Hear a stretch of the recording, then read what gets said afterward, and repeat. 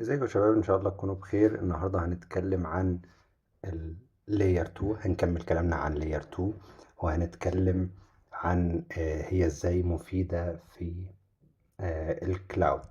تمام.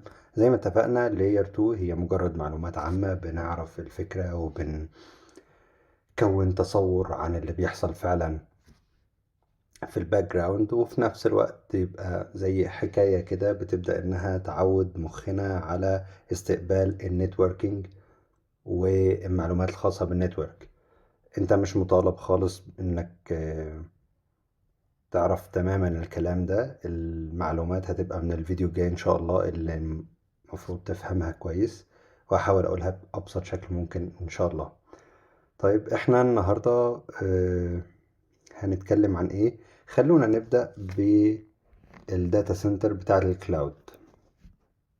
زي ما احنا عرفنا وشفنا قبل كده في فيديوهات سابقة، ان الكلاود هو بيكون عبارة عن مبنى كبير جدا. المبنى ده هو بيحتوي على سيرفرات كتير جدا ونتورك انفراستراكشر، يعني بنية تحتية من السيرفرات والسويتشات والفاير وولز.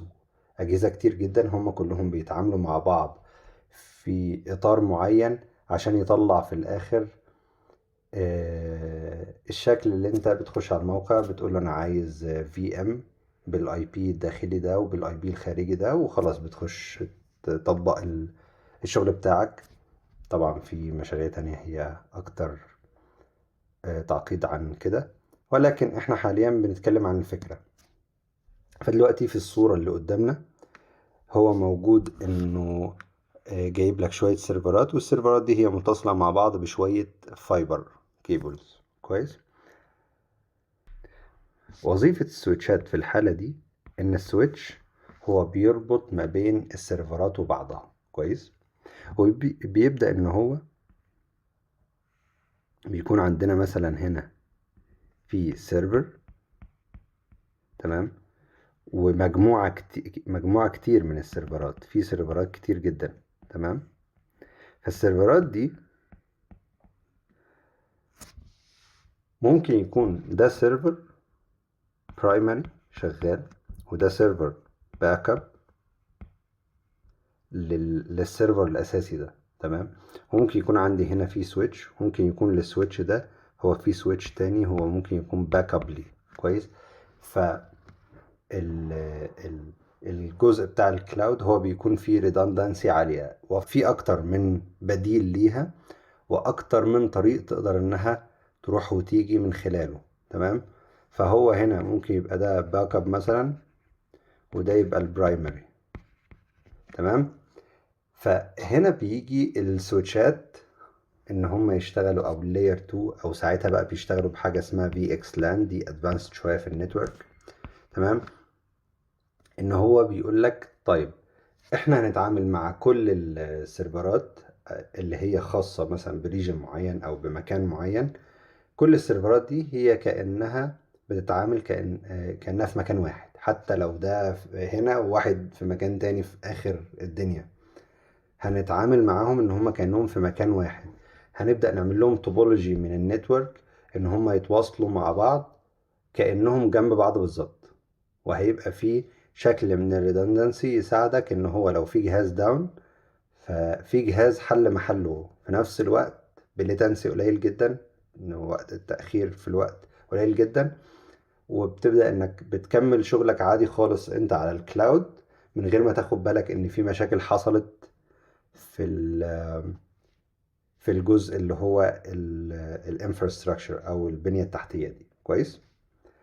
فهو هنا ده شغل السويتشات عادة، هي بتشتغل في الجزء ده ان هو بيبدأ ان هم يتواصلوا مع بعض. يعني مثلا سيسكو بتعمل اجهزة اسمها نكسس. تمام. في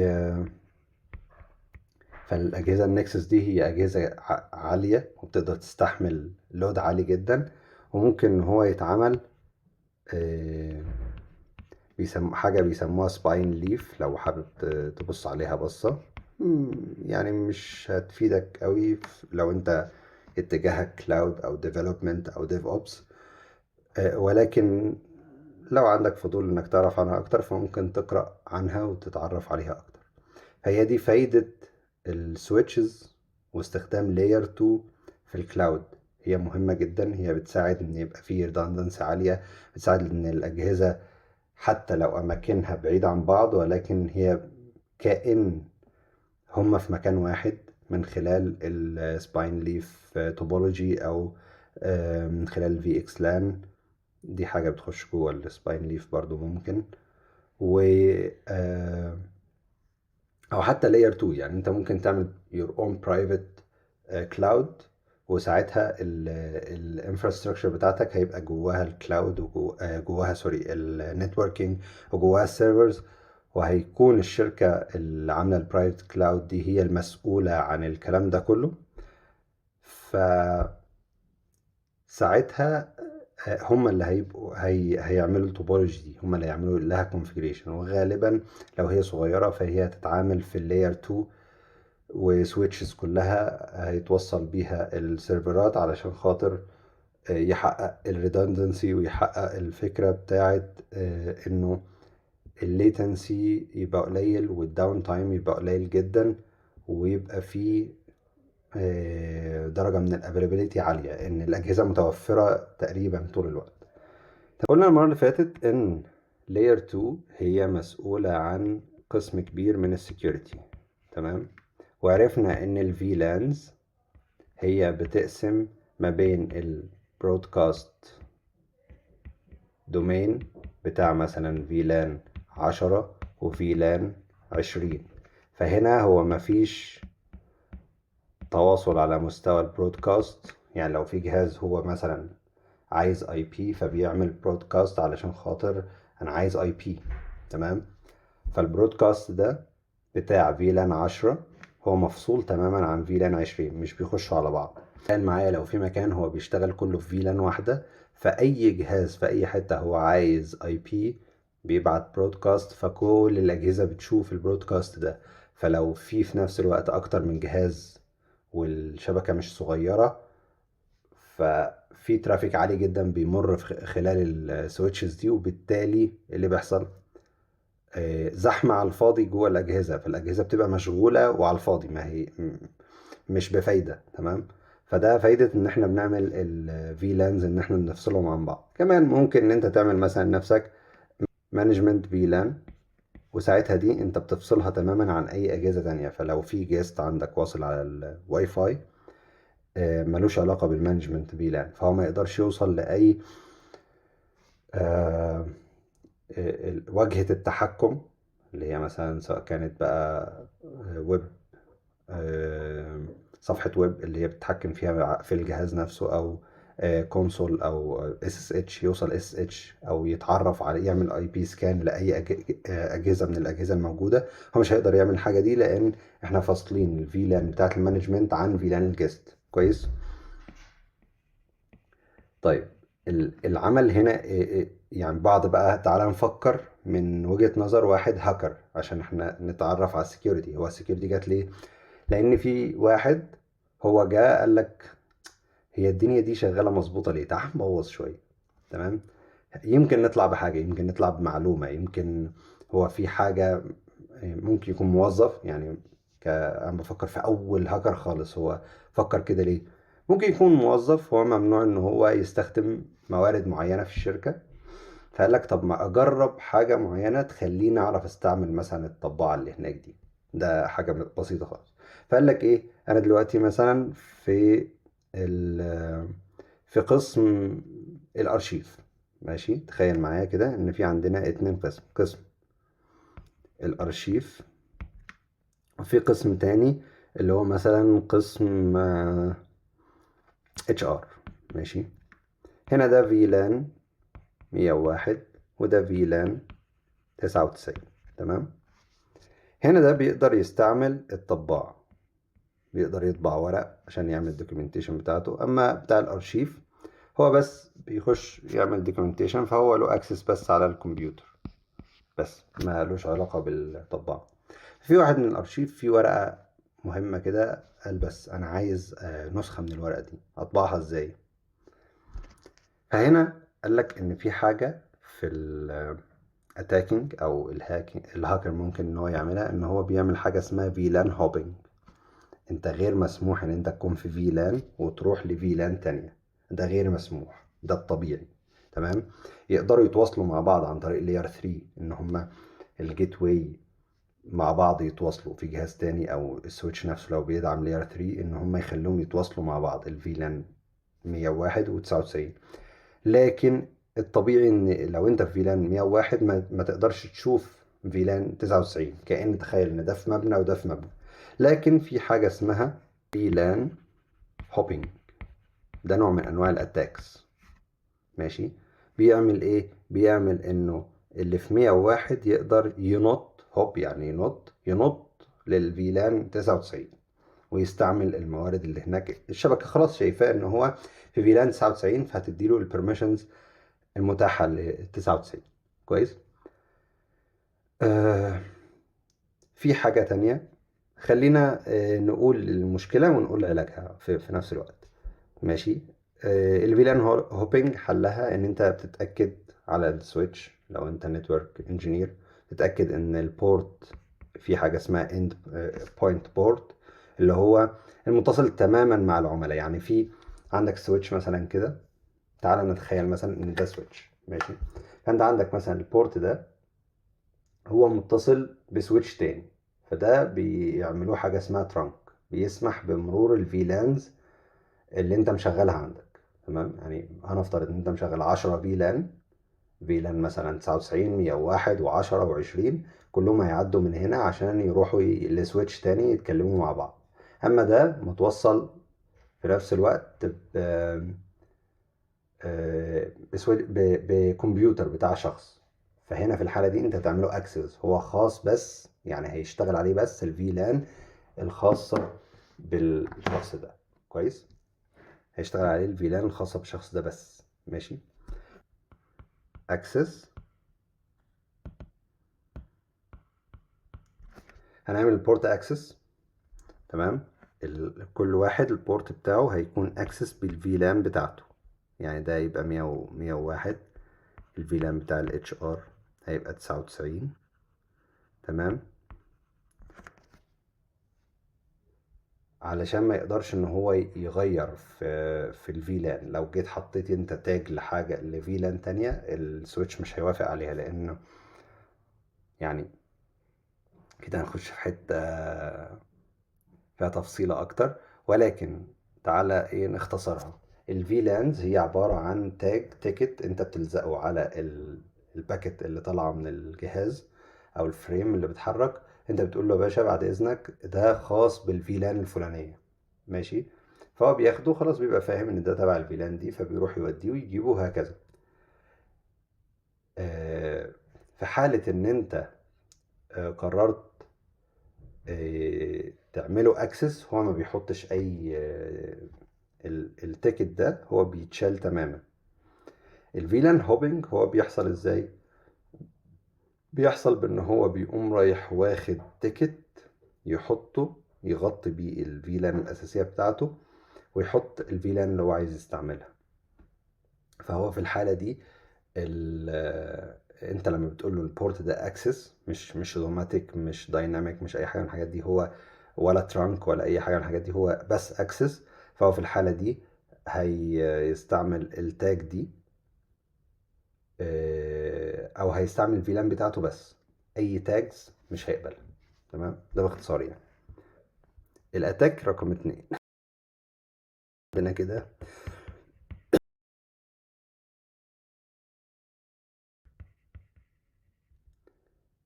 عندنا كده الاتاكس، كان عندنا الفيلان هوبينج.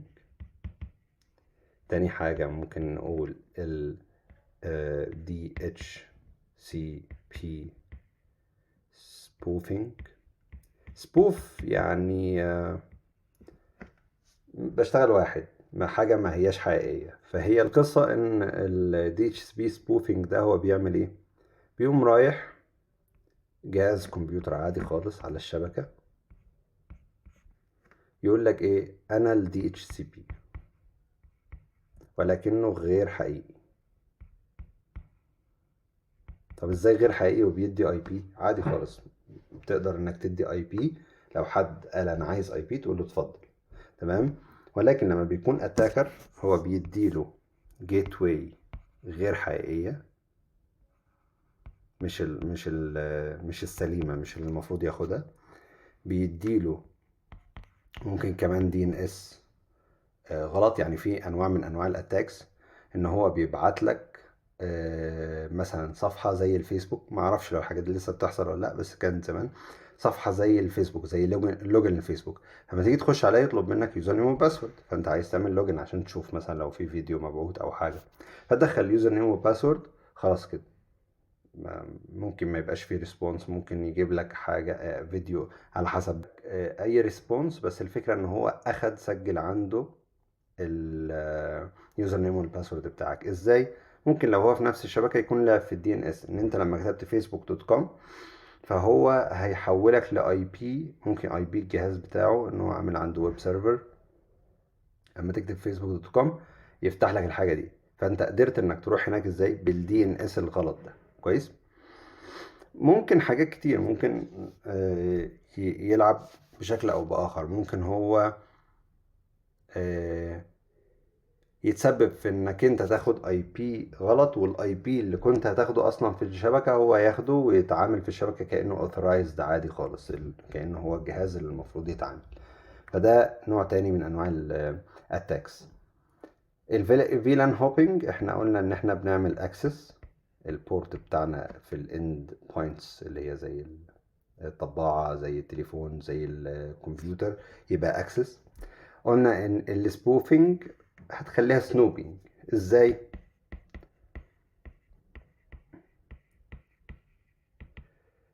بيعمل ايه السنوبينج ده؟ الفكرة ان انت بتقول له البورت ده بس اللي بيجي منه ال DHCP response، فهو ده اللي انت هتعمله trust، وباقي البورتس هي untrusted. فالسويتش مش هيسمح بأي رد على انت بعت انا عايز اي بي، فمش هيسمح بالرد عليك غير من البورت التراستد. كويس.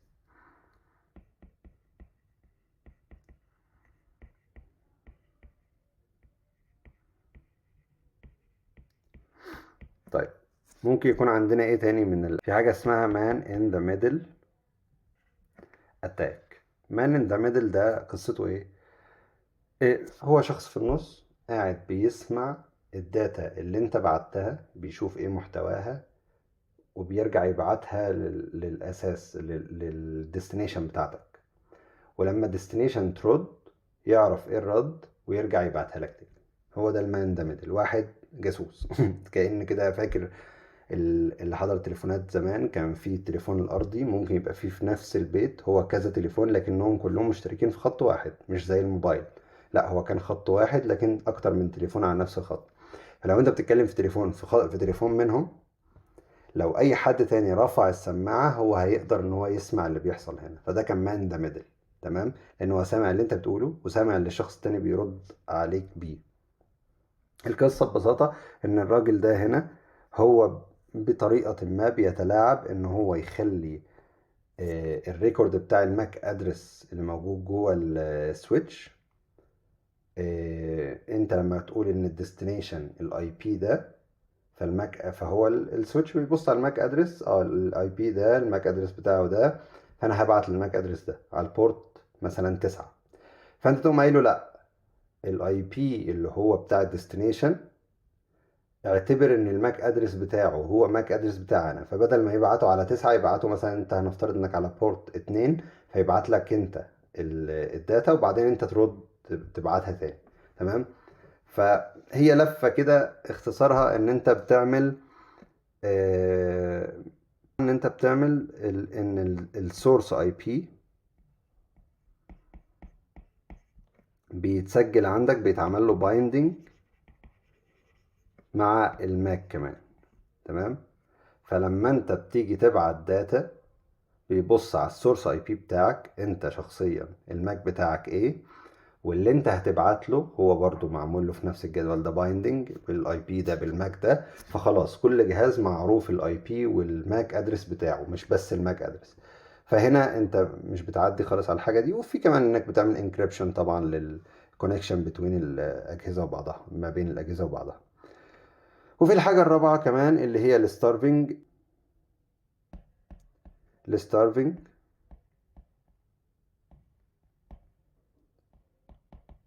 هي ببساطة ان انت الجهاز نفسه بتاع الهاكر هو بيبعت ماك ادرسز كتيرة محتاجين اي بي، فده بيعمل اكزوشن او بيخلي ال DHCP يخلص الاي بيات اللي عنده. احنا هنفترض مثلا ان انت اصغر حاجة ممكن تكون انه هي مش اصغر حاجة، لا في اصغر، بس خلينا نقول ان انت متاح انك تطلع 200 حاجة و50 اي بي في الشبكة دي، كويس. فهو انت عندك مثلا 150 جهاز شغال، ماشي، فبقي لك 100 اي بي تاني. هو يقعد يعمل ريكوست كتيرة ويغير في الماك، يعمل راندوم ماك ان الماك ده عايز اي بي، الماك ده عايز اي بي، الماك ده عايز اي بي، فالدي اتش سي بي سيرفر بتاعك بيدي الاي بي، تمام، انت عايز اي بي خد اي بي، فيخلص ال 100 اي بي اللي باقيين الفاضيين. فلما يجي بقى يوزر جديد هو فعلا محتاج الانترنت و authorized ان هو يستعمله، ما يلاقيش اي بي جديد. فهو هنا ايه اللي حصل؟ هو عطل هنا الخدمة، يعني هو بس رخامة كده. تمام. فده برضو نوع من انواع الاتاك بتاعه. ببساطة ان انت بتقول ان البورت الواحد، الحل بتاعه ببساطة ان انت بتقول البورت الواحد بيطلب اي بي واحد من ال DHCP.